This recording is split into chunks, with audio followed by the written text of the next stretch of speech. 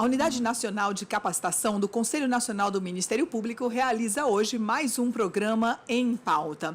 O nosso programa acontece sempre nas quintas-feiras, a partir das 10 horas da manhã, no canal do YouTube do Conselho Nacional do Ministério Público. E os temas escolhidos são sempre temas muito relevantes para toda a sociedade brasileira. Portanto, todos estão convidados a acompanhar o nosso programa e verificar outros canais, outros programas no nosso canal do YouTube. É sempre uma oportunidade recebê-los aqui. Bom, mas o nosso convidado de hoje traz um tema que é muito instigante. Acho que todos têm interesse em aprender esse assunto. Nosso convidado de hoje é o Dr. Anderson Carvalho. E Dr. Anderson, ele é perito forense em análise de credibilidade. Ele é coordenador, na verdade, de um programa de formação de peritos forenses que analisa credibilidade e microexpressões faciais. Eu acho que todo mundo tem interesse em aprender um pouquinho sobre isso, né? Ele, na verdade, é especialista em condutas dissimulativas e veracidade com o uso de scan-R. E também especialista em técnicas de entrevista cognitiva com o uso de protocolo PACE. Então, doutor Anderson, seja bem-vindo ao nosso programa. Fico muito feliz em recebê-lo e a palavra é sua. Conte-nos um pouco sobre esse segredo. Muito obrigado, conselheira Fernanda. Satisfação poder estar aqui com vocês. Muito obrigado pelo convite.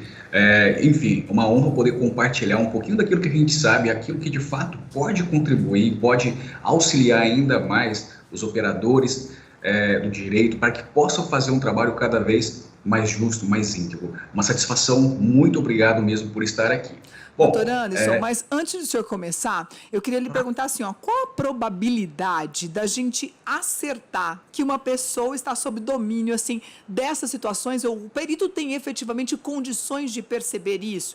E, na verdade, a concordância entre os peritos, qual é o segredo desse diálogo? Essas regras funcionam com qualquer profissional que esteja atuando nessa verificação? Conte-nos um pouco sobre isso. Perfeito. Vamos entender o seguinte, quando a gente fala de conformidade entre um perito e outro, nós estamos falando aqui de uma taxa de assertividade que gravita na faixa de 80% a 90%.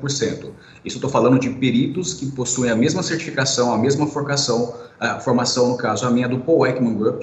Então, peritos que possuem essa mesma intitulação, que passaram pelo mesmo processo, que aprenderam a fazer as codificações e entenderam todos os movimentos e suas intensidades, eles chegam na faixa de concordância de 80% a 90%. O que muda nessa concordância, no geral, é propriamente, talvez, uma questão de intensidade, um detalhe ou outro. Mas, em suma, a assertividade ou a conclusão final, ela é muito parecida. E eu vou falar parecida porque nós estamos falando de uma ciência, mas não é uma ciência exata. Nós estamos falando dos seres humanos. Por mais que há universalidade, por mais que há uma série de fatores que estão muito semelhantes, são muito parecidos, nós temos os nossos vieses, nós temos as nossas experiências, nós temos o comportamento que nós aprendemos durante toda uma vida. Então, querendo ou não, isso interfere, sim, dentro daquilo que nós vamos decidir no final. Porém, quando a gente passa por um processo científico, quando nós estudamos essas metodologias, esses protocolos, nós começamos a entender o ser humano por meio de emoções. Porque tudo que tange a nossa vida na realidade se baseia em emoções. As emoções nos colocam em movimento. Nós precisamos de motivos que são motivadores para poder viver. Então, desde do homem Ablis, como ele ele entendeu que o sistema top-down e bottom-up era um sistema que de fato faria com que ele começasse a racionalizar e entender o porquê dele utilizar ganhos, o porquê dele utilizar certas vantagens.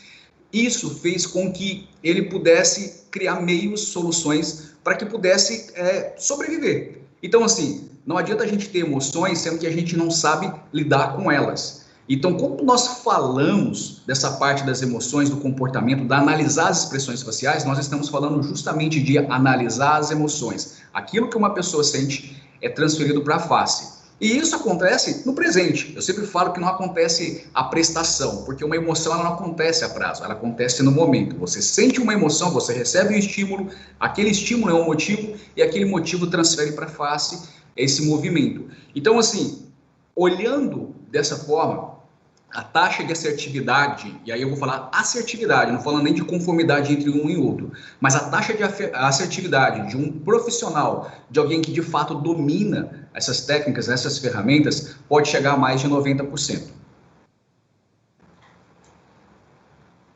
Muito bem, Antônio. Agora nos conte, então, todas essas informações. Queria entender um pouquinho dessas técnicas, então, da ciência sobre esse tema.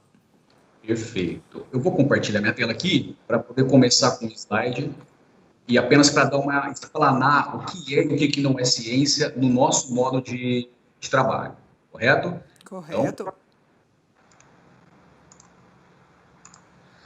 bom, quando a gente fala de análise de credibilidade, nós estamos buscando evidência científica para valorar algo. Porque não adianta eu ter uma opinião sobre uma informação ou fazer com que a minha opinião, a minha experiência, somente meu lado empírico, ele tenha algum fundamento. Porque não é assim, porque todos nós temos opiniões, todos nós temos experiências, mas a minha experiência não necessariamente ela vai refletir numa realidade para uma outra pessoa. Então, nós precisamos entender que existem protocolos, metodologias, e essas metodologias precisam passar por testes. Testes esses que precisam contemplar aquilo que o rigor científico de fato necessita, que é a possibilidade de você falsear, você ter uma base de números, até que ponto aquilo realmente funciona ou não, quais são as taxas de erros, por que acontecem os erros e aí por diante. É importante nós entendermos que desde o ser humano, gente, ele sempre buscou por fazer justiça, ele sempre buscou extrair a verdade e punir, de fato, aquela pessoa que mente, ou a pessoa que está tentando burlar as regras da sociedade. Quando surge, quando a gente pensa nos períodos históricos, aí surge a parte do iluminismo, a luz, como o próprio iluminismo traz, ela vem buscando trazer pontos para que as pessoas se pautassem não apenas naquilo que os ordários antigamente, na Idade Média, que eles propunham. Então, quando o ser humano, ele falava que, olha, você vai colocar uma pessoa que era suspeita de estar mentindo, ele colocava a mão dentro de uma vasilha de água fervendo, borbulhando, e se por acaso a mão dele saísse com bolha, era sinal que ele mentiu, que ele estava burlando, que ele estava fazendo uma coisa errada. Mas espera aí, se ele não tivesse feito é porque os deuses que eles acreditavam naquele momento, os deuses estariam protegendo ele, ou seja, essa pessoa estaria falando a verdade. Assim como pegar uma pessoa e jogar ela com peso amarrado nas pernas para o rio e esperar para ver se ela morresse afogada ou não. Caso ela não morresse é porque ela era honesta. Então, por essa lógica, muitas pessoas inocentes foram mortas e mesmo aquela pessoa que era culpada também foi. Então, assim, a mania, o jeito de buscar justiça naquele momento, apesar da ideia em si, é uma ideia de tentar provar o que é ou não, mas ainda assim, ela estava muito equivocada. Depois desse, durante os outros períodos, há várias outras ideias de como tentar encontrar a verdade. Quando o burrinho, a pessoa sentava num burro e aí eles contavam uma história e falava, olha, toda pessoa que é mentiroso, o burro costuma entregar ela. Então, assim, as pessoas que sentavam no burro saíam com a calça manchada, porque eles colocavam uma tinta para marcar que aquela pessoa não tinha nada a temer, então ela saía, ela ia andando, então eles verificavam se na calça dela tinha uma tinta que pudesse marcar. Se a pessoa não tivesse sujo, aquilo ali, de fato, entregava que aquela pessoa estava escondendo algo. Então, assim, apesar desses métodos arcaicos, curiosos, e muitos deles dramáticos, porque, como a questão da bolha, sempre a busca pela verdade. Os chineses inventaram uma técnica muito interessante, que eles pegavam o arroz, eles trituravam, pegavam o pó daquele arroz e colocavam na boca de uma pessoa. E ali havia algo que tinha um fundamento, porém naquele momento ainda não conseguiam explicar. Nós estamos falando aí de 6.000 anos antes de Cristo, então muito tempo atrás. E quando colocava-se esse pó de arroz na boca e essa pessoa mentisse, o pó ficaria seco, então eles conseguiriam avaliar que aquilo é mentiroso, existe uma reação psicofisiológica. E essa reação é uma reação que, inclusive, ela é inserida dentro dos protocolos hoje. É uma reação que ela é possível de ser percebida por meio de polígrafos. Mas por que isso acontece? Porque o nosso corpo, quando nós estamos vivenciando momentos de estresse, nós tendemos a a homeostase, o nosso corpo tende a compensar algumas falhas, algumas necessidades naquele determinado momento. E essa questão do organismo, ele precisar criar um balanço, como a própria boca secar, e você precisa fazer uma deglutição, e essa deglutição lubrificar os seus lábios, é uma necessidade que acontece não somente nos mentirosos. E é aí que tem um grande problema, porque pode ser o que a gente chama de falso positivo. Porque todo mentiroso, quando ele está numa situação de estresse muito grande, ou melhor, ele vai sempre estar numa situação de estresse quando algo é muito grave.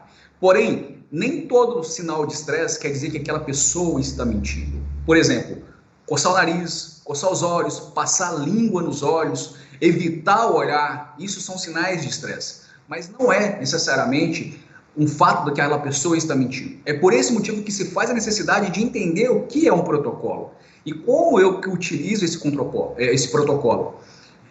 Existe a Junk Science, que inclusive foi abordada nos Estados Unidos, no caso Dalbert. Existe a pseudociência, e eu sempre falo que isso não tem nada de errado na minha visão, desde que seja utilizado dentro do ambiente proposto. Mas dentro da justiça, dentro de um tribunal, para fazer a lei, é a gente pautar, tentar assegurar em coisas que refletem apenas a experiência de uma pessoa e não um fato que foi comprovado. Eu sempre falo que os maiores erros cometidos, eles têm uma boa intenção por trás. Talvez as pessoas elas não pensam que vão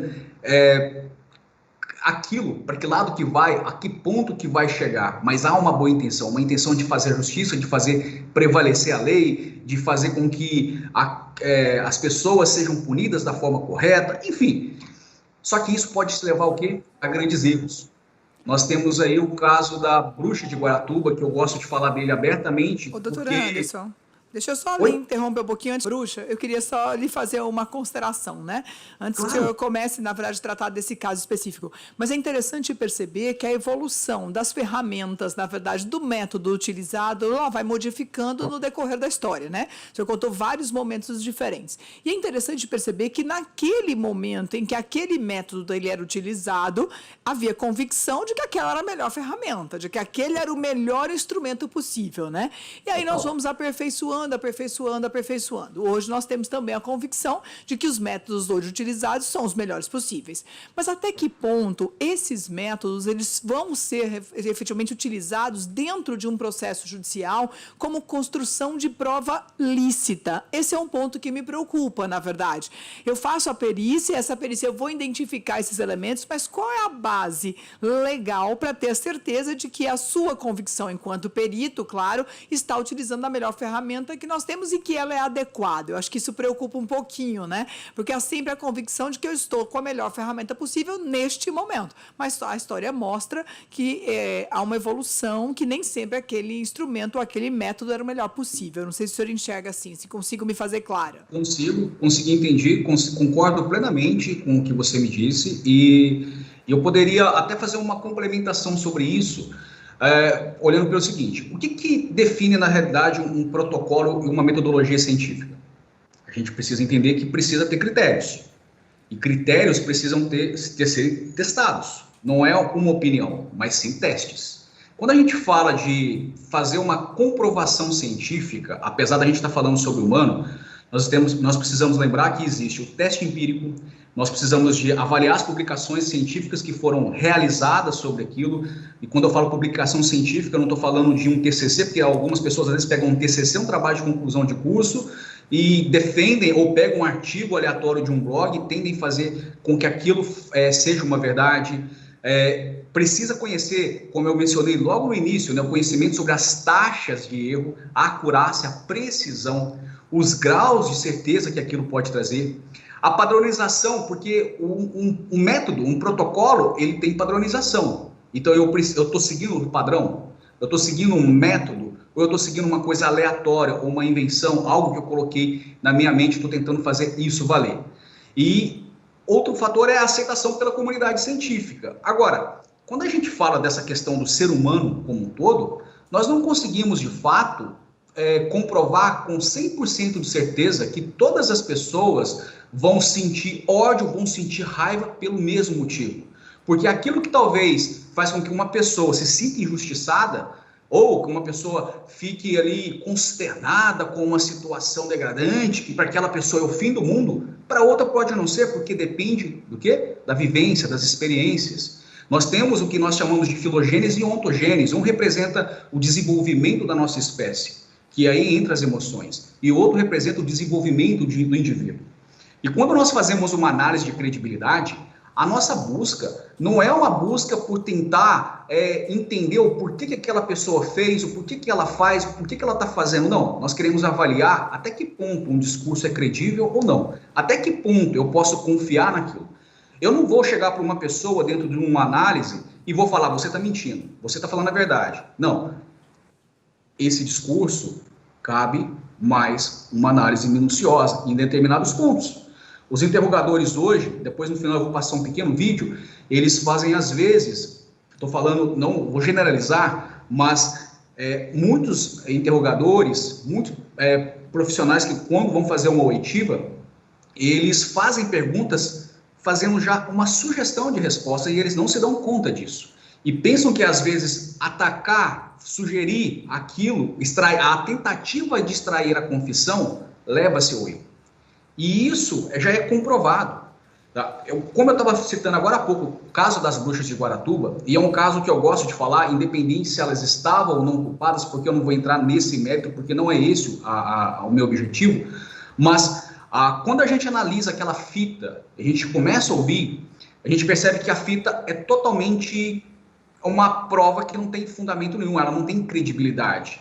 Então, na minha visão, e aí eu vou falar uma visão técnica, buscar fazer uma justiça com base numa confissão essa que foi forçada, uma confissão essa que não tem fundamento, onde a fita foi totalmente cortada, onde há sinais claros, sim, que a pessoa foi torturada, e sob tortura as pessoas tendem a confessar qualquer coisa para poder se livrar daquele momento, eu desacreditaria aquela prova, na minha visão. Mas é essa a nossa busca, é avaliar até que ponto, se aquele discurso que aquela pessoa está falando, que ela está dizendo, até que ponto eu posso acreditar, até que ponto eu posso confiar. Então, fiz me entender? Sim, claro. Obrigada, Anderson. Obrigado, eu vou colocar aqui um outro caso, só para poder a gente dar uma... que eu gosto muito, eu não sei, creio que vocês, os senhores, já conhecem, que é o caso aqui do Samuel Little. Esse cidadão, ele quebrou vários paradigmas, né? Primeiramente porque ele é uma pessoa fora dos padrões do serial killer que tem nos Estados Unidos. Então, assim, existe uma imagem preconcebida de um determinado padrão, um biotipo, uma característica de um serial killer. E o Samuel Little, ele quebra praticamente toda essa linha. Esse cidadão matou 93 mulheres, pelo menos ele confessou 93 mortes, confessou. Nós sabemos que serial killer, às vezes, ele pode confessar mais por extrema vaidade, por se vangloriar dos casos dele. Só que, assim, dessas 93 crimes que ele cometeu, 60, salvo engano, foram, de fato, confirmados. E um dos fatores, eu não sei qual é a tela que vocês estão vendo, eu acho que eu passei a tela errada. Eu vou voltar para a tela. Essa aqui é a correta. E um detalhe muito interessante é que o Samuel Little, ele passou por um processo ele foi descoberto muito tarde, não conseguiram pegar, só foram descobrir as mortes dele, os crimes que ele havia cometido, muito depois enfim, uma série de questões nas investigações. Mas um fator interessante é que, um determinado dia, um policial, James Holland, chega para ele e fala: eu só vim aqui sentar para conversar. Porque não tinha mais o que fazer. Ele estava lá preso, já estava condenado por 4 crimes, não tinha mais o que fazer, mas tinha vários outros crimes que não estavam esclarecidos. E aí, sentou com o Samuel Little, e o Samuel Little começou a contar todas as mortes que ele havia cometido, todos os crimes que ele havia cometido, as mortes, e ele contava isso com riqueza de detalhe. E ele contava com tanta riqueza de detalhe que ele foi capaz de desenhar as vítimas e colocar as características mais marcantes nela, como a cor do batom, se ela utilizava algum adereço, a roupa que ela utilizava, os apelidos, como que ele tratava, como que ele havia conhecido, aonde que ele havia matado. E ele, inclusive, ele mostrou, por meio das fotos que o policial levou até ele, aonde que ele tinha enterrado aquela vítima e como que ele tinha matado aquela vítima. Então, assim, cerca de 60 vítimas foram confirmadas. Outras ainda não. Inclusive, o FBI criou uma página na internet para pedir para que as pessoas, caso encontrem alguma coisa nessa linha e saiba de algum caso, que repasse para que eles possam estudar e saber se de fato também era um crime dele ou não. Porque até então, cerca de 30 corpos ainda não foram encontrados. Mas por que com Samuel Little eles conseguiram extrair cerca de 93? Vamos falar de 60 porque é o que foi confirmado até agora. E com as bruxas de Guaratuba, no caso, não foi possível, pelo contrário. Estima, e eu vou falar aqui, eu vou trazer uma conjectura, eu vou fazer uma visão minha. Pela morte do que aconteceu ali, apesar de não ser da minha área também, mas eu acredito mais num crime de um serial killer. Porque existem características semelhantes no tipo da vítima, no tipo de morte, no tipo de circunstância, porque eram crianças que tinham o mesmo tipo de característica. Essa é uma observação que eu faço. Mas por que do Samuel Little eles conseguiram de fato eles conseguiram de fato extrair essas informações e já o das bruxas não? Porque existe o que nós chamamos de entrevista investigativa, que seria uma entrevista cognitiva. Que uma entrevista é uma tentativa de extrair relatos, informações, e não uma tentativa de extrair confissão. Não que a extração da confissão esteja errada, mas é que o interrogador, a pessoa que vai extrair essas informações, ele não pode apenas impor ou falar que sabe que aquela pessoa está mentindo, ou tentar fazer uma pressão psicológica no momento errado, porque ele vai levar a pessoa ao erro e às vezes ela vai entregar informações que não são verídicas. Então, quando eu falo do PEACE, por exemplo, é um protocolo, que é o PEACE Framework, que é um protocolo que ele é utilizado em Londres. A psicologia de Londres, eles fazem o uso dessa ferramenta justamente para poder extrair os relatos com muito mais precisão e os níveis de acerto deles são extremamente altos. Mas, Anderson, você está falando de níveis altos e níveis de erro, mas espera aí, não existe um protocolo que traga 100% de assertividade? Não. Não. Assim, como a gente... Por que eu falo que não tem... Isso não vou dizer que seja impossível, mas vamos falar hoje, dentro da nossa realidade. Mas mesmo não sendo um protocolo que vai te dar 100% de assertividade, ele te traz altos níveis de acertos. E a busca é essa, é aumentar cada vez mais o nível de acerto. Agora, se não tivesse protocolos que fossem considerados como altamente eficazes, já parou para poder imaginar que esses países de primeiro mundo eles teriam muito mais ainda crimes, muito mais situações que não fossem solucionadas? Essa é a questão, é tentar diminuir cada vez mais a margem de erro. Um outro protocolo que a gente fala que tem um alto nível de assertividade e ele complementa todo o trabalho é o SCAN-AR, e o que ele faz parte do protocolo SCAN, que é o Six Channel Analysis System. No caso, o SCAN-AR, qual é a diferença? Porque um você faz análise em tempo real e o outro você faz análise por vídeo. Mas assim, a mesma metodologia é o mesmo protocolo.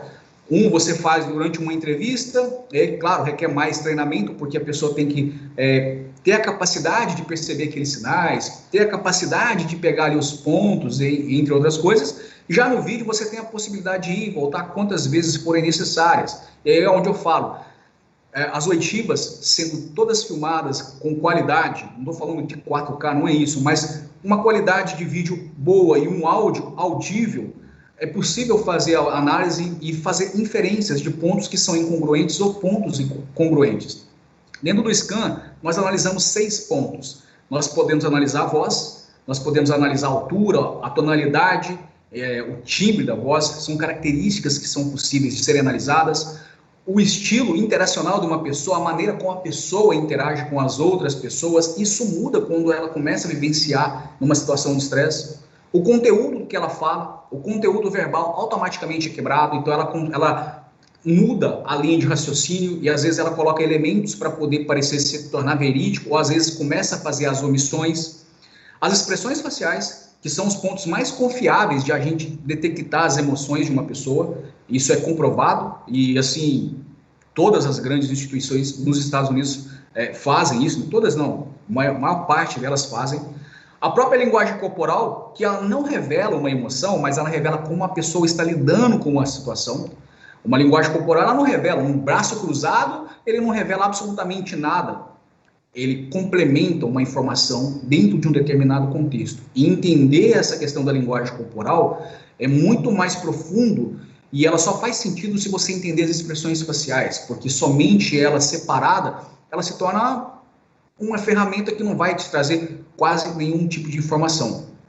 E a psicofisiologia, que na minha opinião é um dos pontos que está ligado com o sistema nervoso e é o ponto, alguns você consegue observar a olho e outros não. Por exemplo, você não vai conseguir observar a pupila de uma pessoa dilatando somente olhando, é meio que quase impossível. Claro que depende de uma série de fatores, mas você também talvez não vai conseguir observar a ruborização da pele de uma pessoa porque ela ficou com vergonha, porque existem fatores que podem dificultar isso. Mas você consegue perceber quando há o aumento na transpiração, a sudorese é possível perceber. Então, assim, são características que todo o organismo, que todo o corpo humano deixa vazar. E aí, Anderson, mas esses sinais são isolados? Não, existe uma regra, e essa é uma regra universal, que inclusive é ensinada dentro desses protocolos, que é a regra 327, que seria 3 pontos de interesse, dentro de 2 canais pelo menos. Quando eu falo canais, eu estou falando no canal da voz e a linguagem corporal, por exemplo, num espaço de até 7 segundos. Então, assim, claro que isso é uma parte muito mais técnica, é uma parte muito mais densa, e eu não vou entrar muito na teoria disso para não se tornar aquela coisa muito confusa. E por último, nós temos o FACS, que é o Facial Action Code System, que por meio dos movimentos faciais, nós conseguimos identificar as emoções da pessoa, que é o que a gente sempre bate na tecla que, isso aqui, na minha opinião, e aí eu vou falar que é opinião de fato, toda pessoa deveria saber, porque é sobre comportamento, é sobre emoções, é sobre seres humanos. E nós olhamos para as pessoas e nós sequer nos damos conta do que aquela pessoa pode estar sentindo. Tanto dentro de uma tribuna, por exemplo, como dentro de uma oitiva ou em qualquer outra situação. E as emoções básicas, elas são universais. Elas estão aqui, onde eu estou aqui em Fortaleza, em Brasília, ou lá no Himalaia, na China, não importa. Todas as pessoas, elas emitem na face o mesmo tipo de configuração.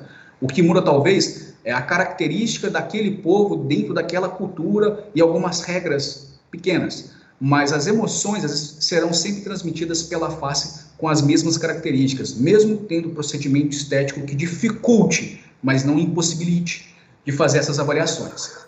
Doutor Anderson, só para quem nos acompanha, me dê uma ajuda aqui.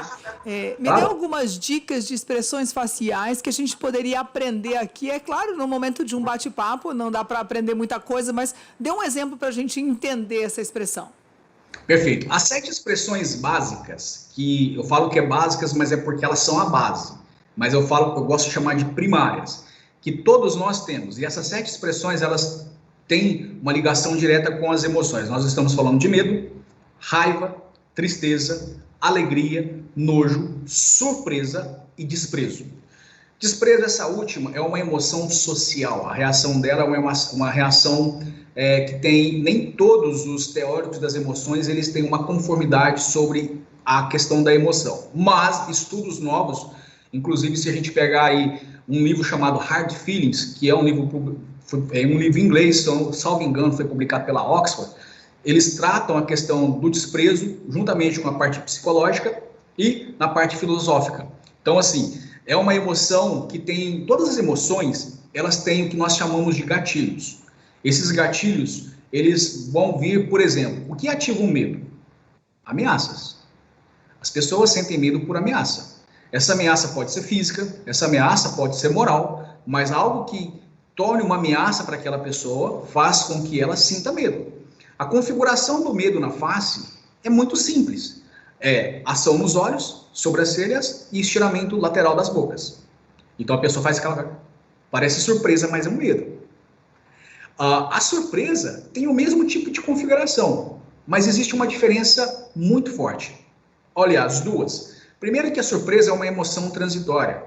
Você não sente surpresa e permanece com ela na face. Ela surge e automaticamente ela vai para uma outra. E ela é rápida, é a mais rápida de todas. Já o medo não. O medo tem os mesmos tipos de configurações, tem algumas diferenças, obviamente, mas a intensidade do medo pode ser muito mais alta do que a surpresa, enquanto que a surpresa não. Quando eu falo em intensidade, falo de movimentos que podem ser percebidos na face. Por exemplo, você abre a boca, essa é uma intensidade. Eu abro a boca, essa é uma outra intensidade.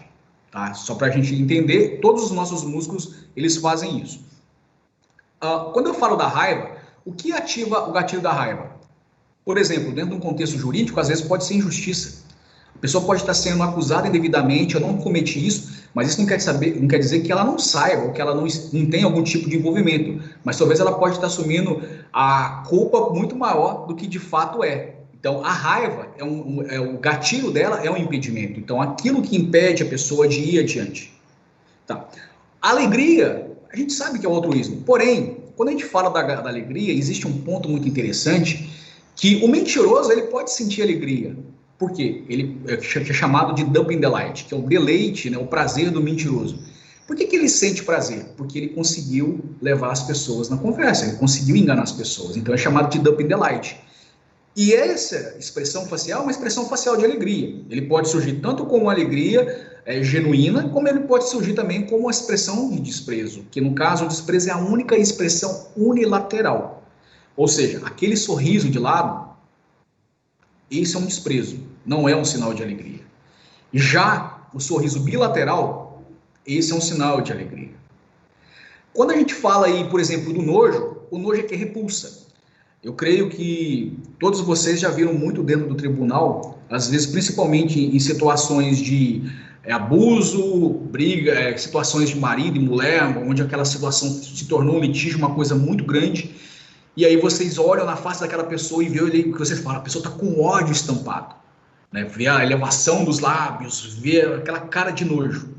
O nojo, o que ativa essa emoção, ele é repulsa, é aversão. Então, para você ter uma ideia, vísceras, sangue, entre outras coisas, ativam, porque aquilo representa algo tóxico para mim, eu quero distância. E uma informação importante, o último estado do nojo é o ódio, não é a raiva. O último estado da raiva é a fúria. Anderson, mas por que é isso importante? Porque a fúria, ela é repentina. O nojo é aquilo onde que leva a cometer coisas em grande extermínio em massa. Então ali há um nojo, porque eles pensam diferentes de mim. Eles são diferentes, eles não têm a mesma linha de raciocínio. Então essas pessoas querem exterminar. A fúria, a pessoa quer descontar de uma hora para outra. São coisas completamente diferentes. Parecem iguais, mas são diferentes. E a tristeza, que é uma emoção letárgica. Doutor Anderson, e infelizmente nosso tempo já vai aqui acabando, mas vamos seguir mais um pouquinho. Eu queria só por último, o senhor nos contou que tem um vídeo que a gente precisa assistir, e eu acho que ele deve responder um pouquinho sobre o choro, o remorso numa audiência. Eles podem ser legítimos, né? Pode efetivamente ser algo que configure um arrependimento legítimo. Como o senhor enxerga isso, né? E acho que o nosso vídeo aí é ansiedade, queremos assistir. Tá. Bom, o choro, né, e o choro, as lágrimas não é sinal de credibilidade nenhuma. Tá? O fato da pessoa estar chorando dentro de um tribunal, em qualquer situação, não quer dizer absolutamente nada. Não pode ser visto como um sinal de credibilidade pelo seguinte, né, ele durante uma oitiva, por exemplo, ou uma audiência que seja, eles têm existe um estudo chamado identificando o comportamento e as consequências extremas sobre o choro, alguma coisa nesse sentido. Psicopatas, né, isso foi um estudo feito no Canadá, psicopatas possuem 2 vezes mais chances de serem absolvidos por conta do choro, porque ele chora, ele consegue manipular as emoções dele ali, consegue vivenciar aquela situação, são bons atores, então eles ganham a confiança das outras pessoas. Um outro fator é a demonstração do remorso em si, ela tem um ponto bem interessante, porque ela consegue ganhar empatia. Como eu estava falando, a tristeza. né? O que representa tristeza ali quando você olha? A pessoa está com remorso, ela tende a ficar triste, então ela vai tentar demonstrar alguma tristeza para ganhar a atenção daquelas pessoas e aquela atenção poder absorver ou fazer, atenuar, fazer com que as pessoas também se coloquem naquele lugar. Então, assim, não são sinais de credibilidade, não são sinais de confiabilidade. Nós estamos ansiosos para o vídeo, doutor Anderson. Certo, eu vou colocar o vídeo.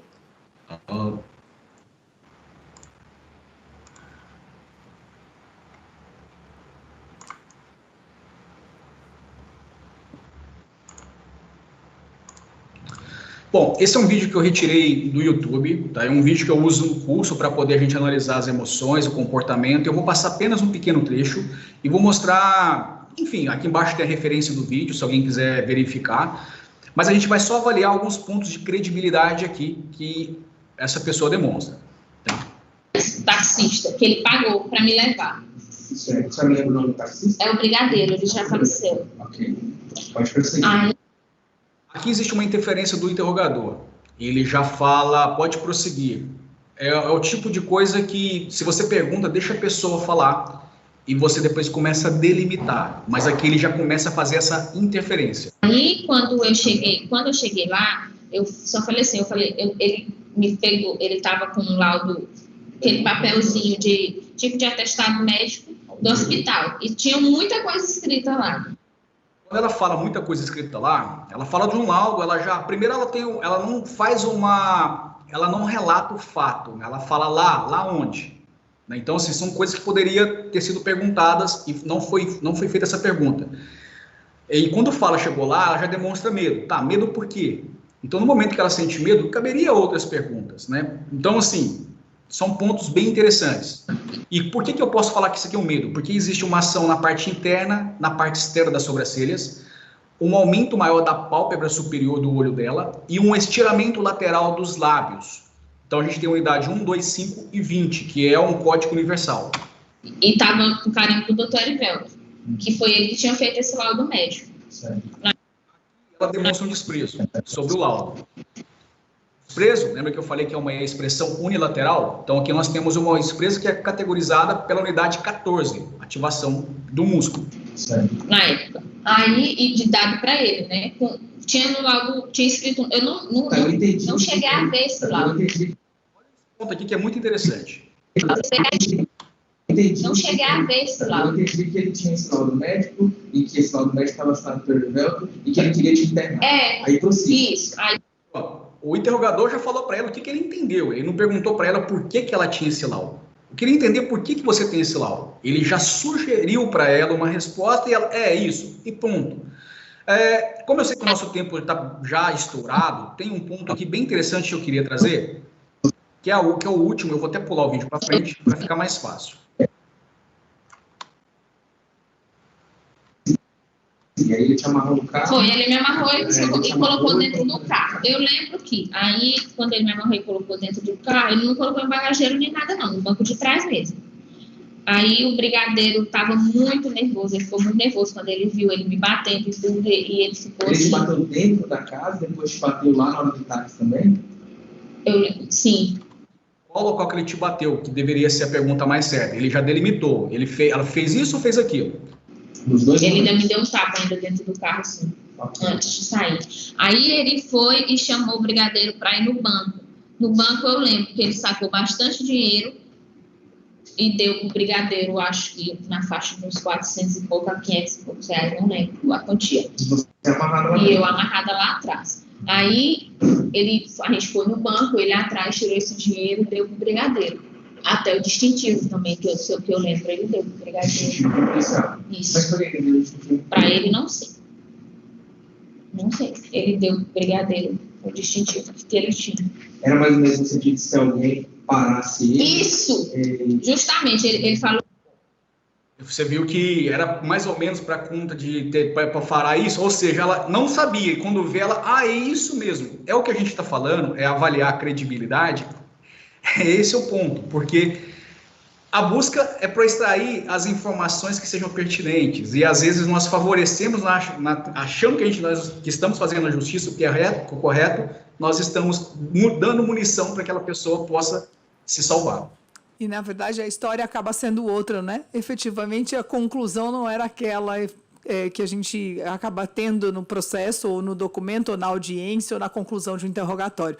Mas é interessante observar essas questões, doutor Anderson. Eu gostaria, desde já, de agradecer a sua presença aqui na Unidade Nacional de Capacitação e lhe devolver a palavra só para uma despedida, efetivamente, porque o nosso tempo já estourou. Eu gostaria muito de agradecer pelo convite. Eu tinha prometido que eu ia cumprir o horário, mas, infelizmente, eu acho que eu estourei ele. Mas eu quero muito agradecer e deixar à disposição de vocês, caso vocês queiram tirar alguma dúvida, qualquer coisa, pode contar comigo e com minha equipe, meu time todo, eu estarei aqui para poder auxiliar. A gente gostaria de agradecer muito, doutor Anderson, sua participação. Aprendi muito nesse encontro de hoje. Com certeza passaríamos aqui mais horas perguntando, né? E a responsabilidade do tempo também foi minha, né? Porque as intervenções acabaram, às vezes, mudando um pouquinho o rumo da sua fala. Então, muito obrigada pela sua participação aqui, doutor Anderson. Obrigada pelas informações, pelas orientações. Eu acho que todos nós temos que ter um pouco dessa base de conhecimento, até para nossas relações privadas, para as nossas negociações na vida pessoal, para qualquer tipo de relacionamento. Eu acho que isso contribui muito, seja ele profissional, pessoal e assim por diante. Então, muito obrigada pela sua presença e eu gostaria, nesse momento, de agradecer toda a equipe da Unidade Nacional de Capacitação do Conselho Nacional do Ministério Público, agradecendo a Olga, agradecendo a Aline, agradecendo o Vladimir, os nossos membros auxiliares, o Dani e a Larissa. Gostaria de agradecer a toda a equipe do Conselho Nacional, a equipe de TI, a assessoria de comunicação e todos aqueles que permitem a realização do nosso programa. Convidá-los para o nosso próximo Em Pauta, na próxima quinta-feira, a partir das 10 horas da manhã. Obrigada pela presença e até a nossa próxima oportunidade. Obrigada.